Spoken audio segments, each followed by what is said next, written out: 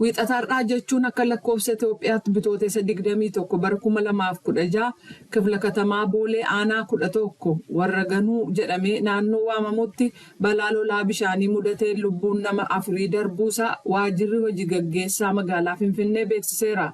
Waajjirri kun marsariitii hawaasaa kan ofii irratti akka ibsetti bulchiinsi magaalaa handaara lagaatti hojii ijaarsaa maastar pilaanii ituu hin hordofin ijaaraman hawaasa balaa lolaa bishaaniif akka saaxilan qorannaan adda baasuuf hojjetaa jira jedheera.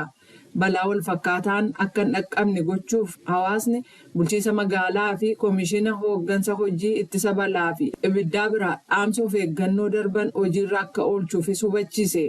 Haala wal fakkaatuun naannolee Itoophiyaa kanneen biroo keessattis baatii bitootessaa qabee hanga caamsaatti rooba arfaasaa dhufu hordofee balaan lolaa bishaanii uumamuu akka danda'u dhaabbati gargaarsa namoomaa kan tokkummaa mootummootaa yookaan Ochaan jimaata darbe ibsa baaseen hubachiisee jira. Rooba kana hordofees bulchiisa naannoo Afaar, Amaaraa, Oromiyaa, Somaalee fi Itoophiyaa gama kibbaa keessatti balaa wal fakkaataan mudachuu danda'a lafa jedhe adda baasee ka beeksise Ochaan jaarmiyoonni gargaarsaas deeggarsa namoomaa gochuuf qophii dursaa gochaa akka jiran hubachiiseera. Bulchiisa naannoo Tigraay keessatti rakkoo jiran mariin furuu caalaa humnaan gargaaramuun qaamni barbaadu jira ka jedhan itti aanaa muummichi ministeeraa Itoophiyaa obbo Tamasgan Xirunee qaamni kun gara nagaatti akka deebi'u gaafachuu keessatti uummanni qooda gama isaatii akka bahu gaafatanii jiru. Ta'uu baannaan garuu mootummaan ergama isaa kan seera kabachiisuu akka hojiirra oolchuu hubachiisan yaadatti aanaa muummichi ministeeraa kennan kanarratti deebii akka kennaniif waajjira Hiwaat keessatti itti gaafatamaa damee ololaa akka ta'an obbo Iyyaasuu Tasfaay bilbila isaaniin kan argaman ta'us lafti jiran mijataa akka hin taaneef deebisamee akka bilbilamuuf kan gaafatan ta'us boodarra garuu irra deebi'amee naa bilbilamuuf bilbila isaanii kan hin kaafne ta'uun ibsameera.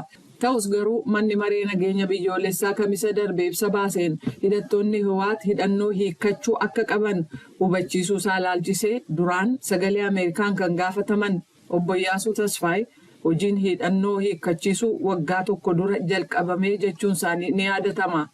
Garee hoogganaa sadarkaa olaanaa federaalaa fi naannoo kan obbo Tamasgan Xiruneen durfamu kun guyyoota darban 2 keessatti magaalaalee Daseef Kombolchaa keessatti sochii misoomaa jiran daawwachuusaa Misfin Arraagee Daseerraa gabaasee jira.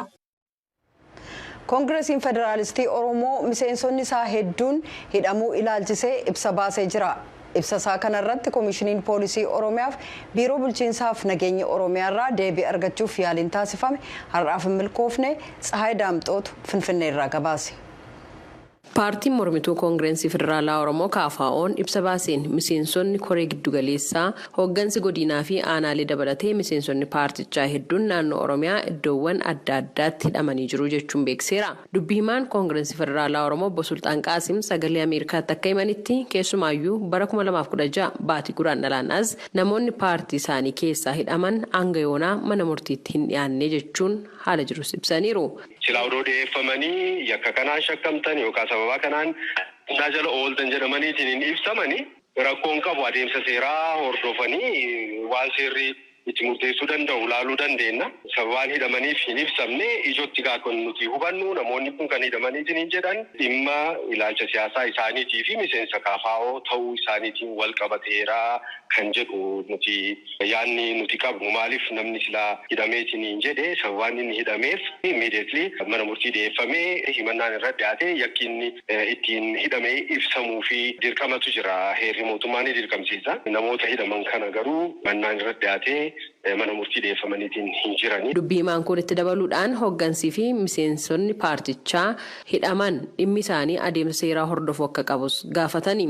Seerri biyyaa jedhutti namni yoo akka dalageetiin jedhee ajaja manni murtii irratti baheetiin jedhe malee kanaafuu namoonni hidhaman kun hatattamaan hidharraa hiikamuu danda'uudha qabu.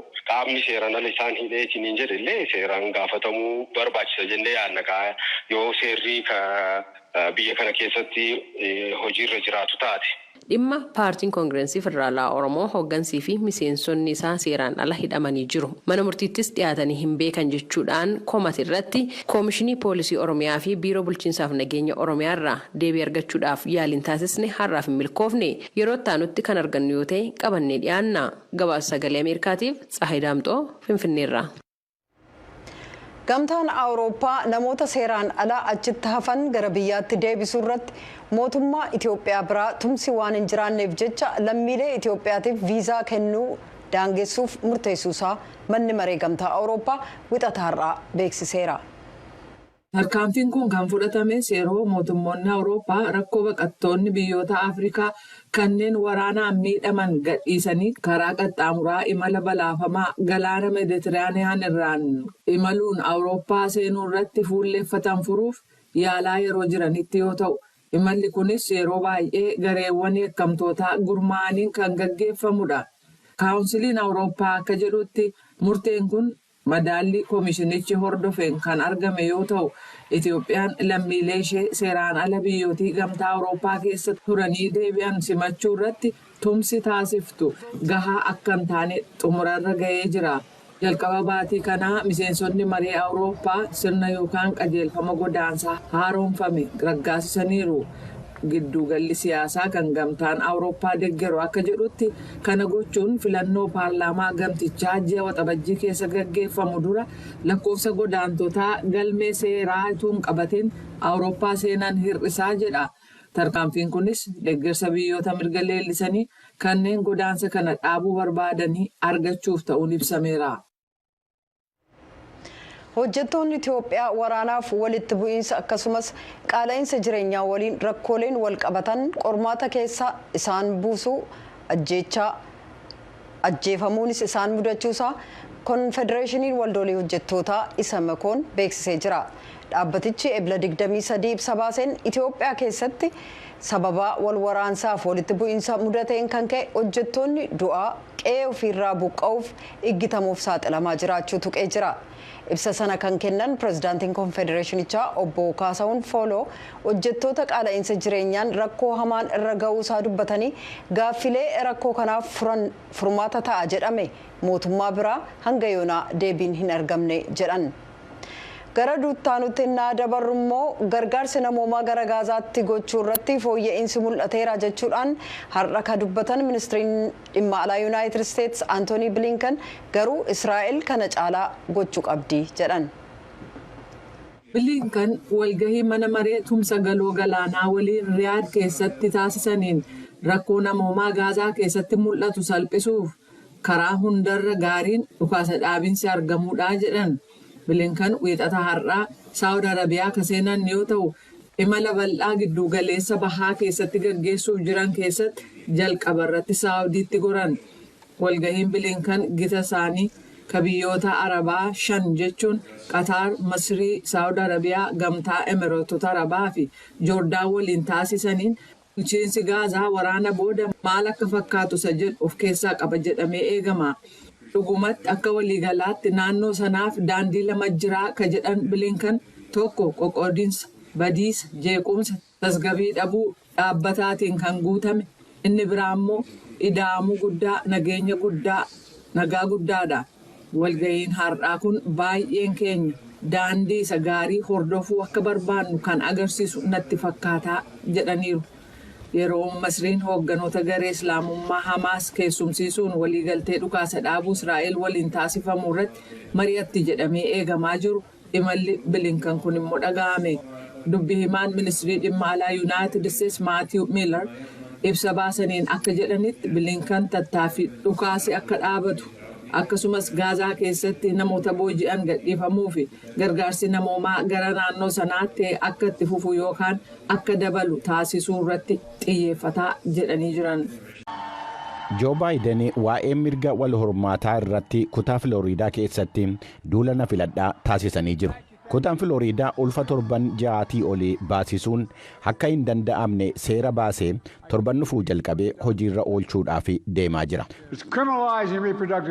Dubartoonni ulfa ta'uuf dhiisuu isaaniillee osoo hin beekin kunuunsa fayyaa wal hormaataa yakka gochuun kun waan ajaa'ibaati jechuu kooti. Seerri Filooriidaa kun akka seera dhoorkaadhaan guutamee ta'uu isaatii fi warreen rincicoota miseensota paartii Rippaabilikaanotaa ta'anii fi injifannoo ta'uu isaa dubbatu Kaarooliin Maalakoobiin Yuunivarsiitii Maayaamii kutaa barnoota seeraarra. Namoota amantiin isaanii jireenyi ulfaa'urraa akka jalqabu barsiisuuf ulfi safuu namaa wajjin walgitu akka ta'e barsiisaniif murtoon kun injifannoo ta'uunsaa ifaadha. Seerri Filooriidaa kun Doonaald Tiraampii fi qormaata siyaasaa akka ta'e mul'ata. Seerichi seera biyyaalessaa dhimma ulfa baasuu irratti bahee turee fi mana murtii olaanaa irratti dhiyaatee tureen walqabatee gareen Baayiden dhimmichi akka carraa siyaasaa ta'etti fayyadamuudhaaf jira. Waggootan 50 darbaniif mirgi dhuunfaa akka mirga bu'uuraa heeraa akka ta'e mirkaneessuutti jirra. Haa ta'u malee waggaa 2 dura mirgi sun fudhatamee jira. Weerara kanaaf kan itti gaafatamu nama tokko ta'uusaa ifa gochuun barbaada. Waan kana gochuu isaatiif beekumtii argatee kan ittiin of jajaa jiru immoo Doonaald Tiraampi. Doonaald Tiraampi waa'ee seerichaa irratti of jajanii jiru. Seera Roe vs Wade harka mootummaa federaalaa harkaa baasuudhaan laphee fi sammuu filattootaa warreen kutaalee keessa jiranitti dabarsuun qabsoo waggaa 50 kan fudhatedha. Dhugumatti waan addaa tokko ture. Yeroo ammaa waan sirrii ta'e hojjechuun dhimma mootummaalee naannooti.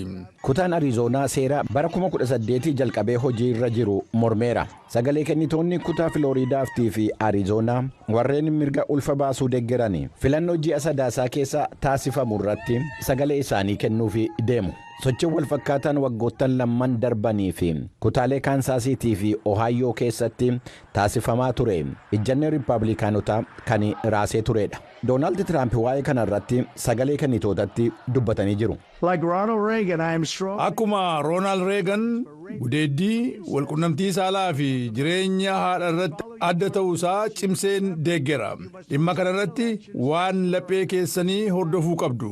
Garuu yaadadha. Aadaa keenya eeguudhaaf biyya keenya baraaruudhaaf filannoo mo'uu qabna. Isa yeroo ammaa haala gaddisiisaa ta'een gad adeemaa jiru jechuu kooti. Adeemsi garee Tiraamp kun akka saaxilamummaa ta'etti gareen Baayiden kan ilaalu. Badii fi jeequmsa inni uumeef sagalee kennitoonni akka itti gaafatama gochuu adeemaa jirachuu isaanii sodaatee jira Doonaald Tiraamp. Jarana akka inni itti gaafatamu gochuu adeemaa jiraachuun keenya Doonaald Tiraampiif oduu gaarii miti. Nuuf oduu gaariidha. Itti gaafatamuu qaba. Akka qaama dhiibbaa mirga wal hormaataa irratti godhutti bulchiinsi Baayiden torban kana namootaan sarara bulchiinsa naannoo ce'anii imalanuu fi iccitiin galmee yaala isaanii akka eegamuu fi jabeessee jira. Dhimmichi dubartoonni kutaalee ulfa baasuun seeraan ala ta'e keessa jiraatan kutaalee biraa deeman.